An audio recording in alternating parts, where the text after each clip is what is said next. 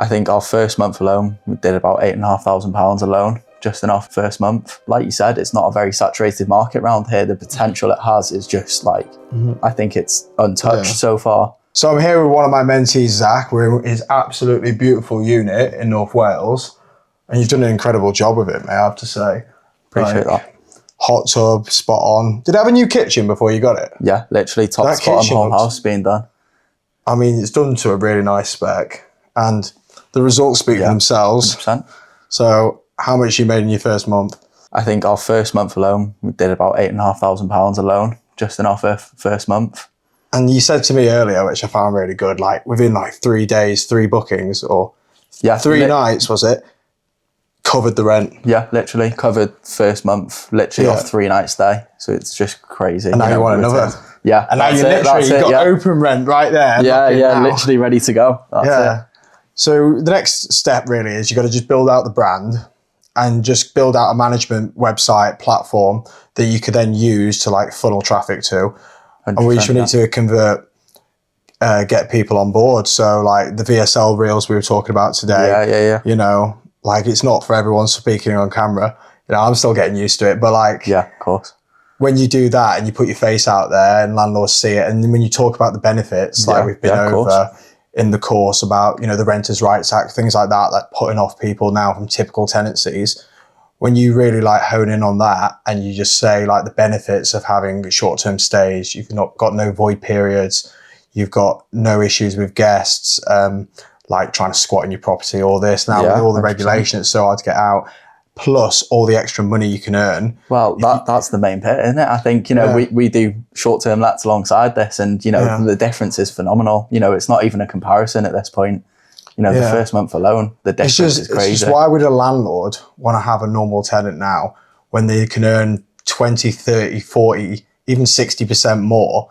100%, yeah. And like... No-brainer. Like, it's a no-brainer, really. Yeah, and that's what you just got to remember. That's the pitch when you speak to these people. When you do more outreach now, you got your first unit, you're absolutely flying, and now you want to expand. And I think the way you based yourself actually in North Wales with the holiday let scene, and you get a lot of people wanting to come here, especially with like Manchester not being far, Liverpool not being far, you can have like a staycation.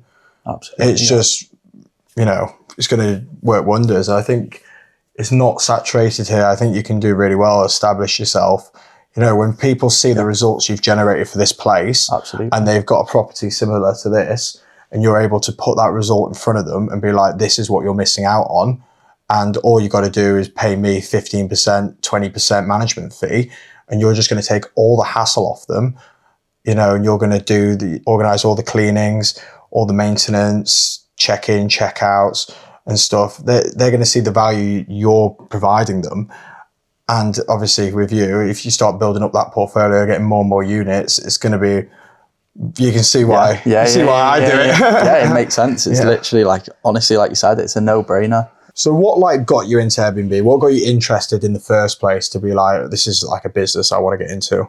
It was, to be honest with you, almost like pure accident. It was a case of once we'd seen this house, we'd known of other people in the area doing similar sort of things. And someone had even approached this property to do it for themselves. And that's sort of when it ticked in my head. You know, I've grown up here personally myself, knowing how beautiful it is around here, you know. The fact that, like you said, it's not a very saturated market around here. The potential it has is just like, I think it's untouched so far. It was sort of got to the point where it was a bit of a no-brainer. And after that first month we were just sort of looking at each other like it's a case of, you know, we're onto something here.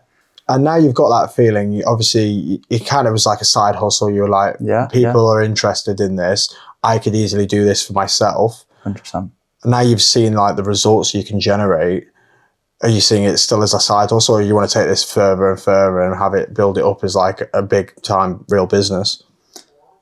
To be honest, to start with doing the things I do alongside, you know, to start with, it's going to be ticking it over as a side hustle until, you know, at some stage in life, it will get to that point where hopefully it can fully take over, you know, based off the figures we've got so far. It's got the potential to do a full-time sort of wage, what most people would. And generating that in May before we even get into the June, July, August of the year, like it just shows you the tip of the iceberg of what you can really generate. 100%.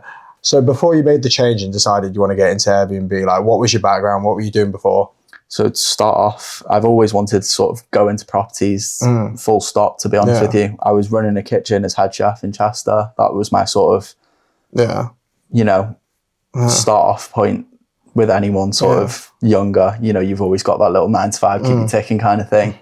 I'd then sort of gone into the long-term letting, and once, like I said, once this comes up and you can sort of, you know, I think even from speaking to you, sort of looking at what you do as well, it was really a case of just like, you know, a moment of kind of, why not, let's do it. And then after seeing everything, the way it's been this, like we said, the first month, second month, them alone, showing off peak seasons, the returns being crazy, you know, I think this is the direction I sort of want to go into now. And well, you are quite an entrepreneurial guy. Obviously, you've got your meal prep business. And there is that as well, So you obviously are like adventurous, and you wanted to put yourself out there and try different things and see like what you can be successful at. So, you know, there's absolutely no regrets, really. Well, yeah, I think for myself, it's a case of doing things that are on the line of calculated risk. I wouldn't sort of jump into something not knowing, you know, speaking to yourself again, seeing what you've done, you know, the blueprint as such you've got and sort of set up for yourself. It feels at this point like it's not even a risk, you know, everything's there in place. It's a case of literally just, once you set up, it's a completely passive thing. Well, that's what we like to do with the host handbook. We don't like, because there's so many reels and content and stuff out there, and people like happily send you a PDF. And there's honestly some of these mentors, you'd be shocked. Like, they don't even have Airbnbs. They're not actually they're not even in the game. Yeah, it's crazy. And they're telling other people how to do it. Like, so that's why we've designed it as more of a system, not just like a video course, where it's a roadmap of like, this is what you do, this is what you do. And as long as you follow the roadmap and stick to my guidance and book calls with me and, you know, listen to everything I'm saying, there's no reason why you can't be successful 100%. And achieve. Yeah, I mean, even you taking one-to-one calls with me, you know, helping me with setups through various bits, you know, with the channel managers on uplisting and various bits and bobs like that, you know, without that, it'd have probably taken me, well, to be honest, I'm not sure I'd have even figured it out, to be honest, on my own. And, you know, to have that there for you, it's like, it feels like a cheat code almost, to be honest with you. Yeah, well, it's like amazing with all the different like UIs that you have to get used to with like price tabs, uplisting, you know, connecting everything, APIs and stuff. Like, it can take years to learn that. And that's one of the benefits of like, you can make so many costly mistakes and not be successful. Within the host handbook, obviously we offer a lot of tools and AI like automation and things like that can really help you analyze deals, you know, produce amazing PDF reports that you can present to landlords, and it's going to get you a yes. Like, how did you find using some of the tools that we offer alongside the video tutorials and the one-to-one coaching? To be honest, when I first sort of looked at it, I was like, you know, thought it'd be a struggle, but, you know, having you alongside me to help me use it, it's actually, once you get into it, a lot more user-friendly than, you know, I originally sort of thought.